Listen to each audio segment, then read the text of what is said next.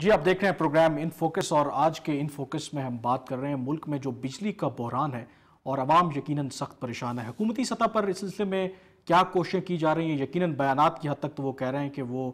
سنجیدہ ہیں اس معاملے کو حل کرنے کے لیے، اور جیسے بریک سے پہلے آپ کو بتایا کہ پیپکو کی جانب سے اکثر اوقات آپ ٹیلی ویژن چینلز پر اور اخبارات میں یہ اشتہارات دیکھ رہے ہیں کہ وہ کتنی کہ بجلی کنزرو کی جائے، لوگوں کو تلقین کر رہے ہیں۔ خود حکومتی جو ادارے ہیں وہ اس کی کتنی پیروی کر رہے ہیں، یہ اس وقت آپ کو ہم ایک فوٹیج دکھا رہے ہیں کانسٹیٹیوشن ایونیو کے۔ اگر آپ اپنی سکرینز پر دیکھ رہے ہوں تو آپ کو اندازہ ہوگا کہ اس وقت کیا ہو رہا ہے۔ آپ دیکھ سکتے ہیں کہ یہ کانسٹیٹیوشن ایونیو ہے، شارع دستور بھی جسے کہتے ہیں، اور کوئی 5:30 بجے کا وقت ہے، اور وہاں پہ یہ اسٹریٹ لائٹس جو ہیں وہ آن ہے۔ یہ سپریم کورٹ کی بلڈنگ ہے، وہاں پر بھی لائٹس آن ہیں،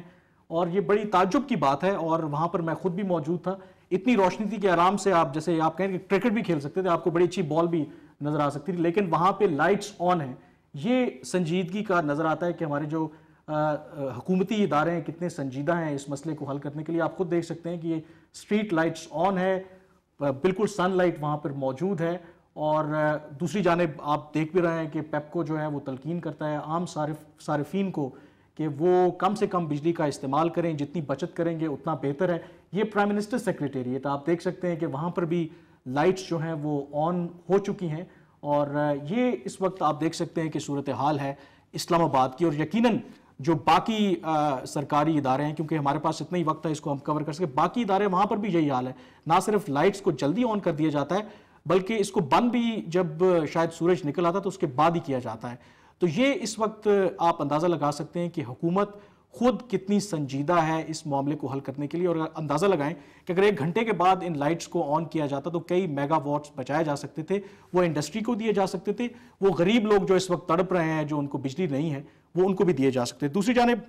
ایک اور بھی ہمارے پاس چیز موجود ہے کہ سرکولر ڈیٹ کی بات ہوتی ہے، پیپکو کی جانب سے یہ بھی اشتہارات آ رہے ہیں کہ جو جتنے نادہندہ ہیں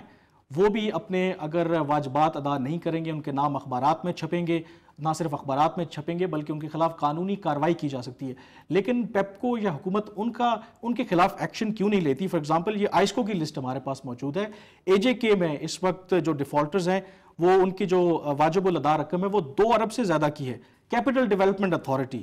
25 کروڑ روپے انہوں نے دینے ہیں، کینٹ پورٹ جو ہے 19 کروڑ روپے انہوں نے دینے ہیں، پریزیڈنسی نے جو ہمارا ایوان صدر ہے 2 کروڑ روپے انہوں نے دینے ہیں۔ اسی طرح یہ لسٹ بڑی لمبی ہے، اور آپ کو بتا دیں کہ آئسکو جو ہے وہ ایک کمپنی ہے، اور بھی بہت سی کمپنیز ہیں اسی طرح ان کے بھی ڈیفالٹرز ہیں۔ اس پر یقیناً ہم رائے لیں گے اپنے مہمانوں کی، لیکن ابھی ہم نے ایک بریک پہ جانا ہے، اور بریک کے لیے آئیے اب آپ کو ہم اپنے کراچی نیوز روم لیے چلتے ہیں، ہمارے ساتھ رہیے گا۔